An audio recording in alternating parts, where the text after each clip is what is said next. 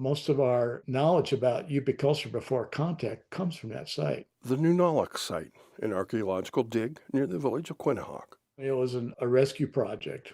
When archaeologist Rick Knecht began working on this 16th century multi-room house, he was trying to stay ahead of the erosion that was consuming the site. The normal rate of erosion was about 3 feet a year. Since 2009, residents of Quinnihock and archaeologists from the University of Aberdeen in Scotland have rescued over 100,000 artifacts. This is a world-class collection. Any museum in the world would be very happy to have it. What makes it special is the fact that it was frozen in permafrost for all this time. And it's preserved all these things that we don't normally see in an archaeological site. Preserving items of wood, leather, and grass. But then the permafrost melted. The scary thing is it's not only makes these sites vulnerable to erosion, but after the permafrost melts, these things start to decay. They start to rot. Impacting more than Alaska. That's happening all over the northern world right now.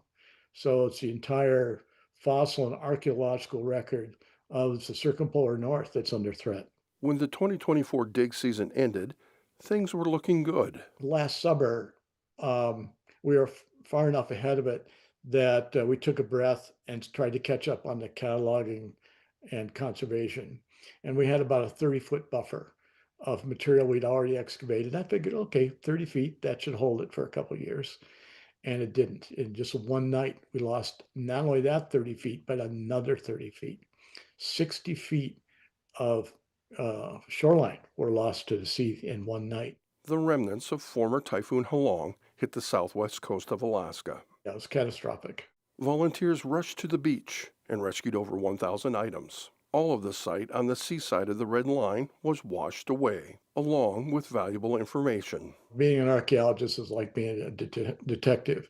You want to know where all the clues are in a room or in a house to reconstruct what happened there. Plans have been made to try and rescue more artifacts this coming spring. We'll go back as soon as it thaws and look up in the high grass because we know that the waves completely inundated the site and we're pushing great big chunks of sods, ripped mass, and drift back about a good 100 feet. Without proper conservation treatment, any exposed pieces are in danger. Especially the wooden pieces, when they dry out in the sun and in the air, they'll crack and fall to pieces very quickly. There is no way to know how much history has been lost to Halong, and not just at Nunallaq. What breaks my heart is that I know that with a typhoon that size, sites like this probably were totally wiped out without ever being recorded. What started as a rescue mission 17 years ago remains one today. We could still lose the whole thing. One more big storm could do it. Racing to preserve the largest collection of pre-European contact Yupik culture items in the world. It's like a museum on fire, and we're just running in, grabbing what we can to save what we can. Eric Soule, Alaska's News Source.